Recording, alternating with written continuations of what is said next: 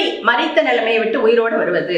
இதுதான் இந்த சபையில் சொல்லப்பட்ட முக்கியமான ஒரு விஷயம். பாருங்களேன், என்ன சொல்லியிருக்கிறாரு அப்படின்னா, நீ கேட்டு பெற்றுக்கொண்ட வகையை நினைவு கூர்ந்து மனம் திரும்பு.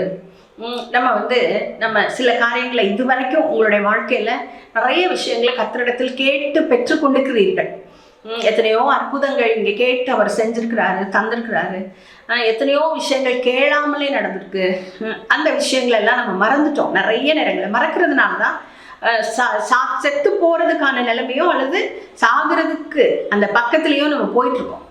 அப்போது உயிரோடு வரணும்னா என்ன செய்யணும் அப்படின்னா, கேட்டு பெற்றுக்கொண்ட வகையை நினைவு கூர்ந்து மனம் திரும்பு. அவர் உங்களுக்கு செஞ்சதை நினைக்கிறது மட்டுமல்ல, எப்படி அவர்கிட்ட வாங்கினீங்க, நீங்கள் எப்படி அவர் உங்களுக்கு கிருபை காட்டினாரு, எப்படி இறக்கம் செஞ்சாரு, இதை நீங்கள் நினச்சி, உங்களை நினச்சி, நீங்கள் வாங்கின நிலைமையை நினச்சி அந்த இடத்துக்கு திரும்பி வரும்போது நீங்கள் கட்டாயமாக உங்களுடைய அன்பு உயிரோட வரும்.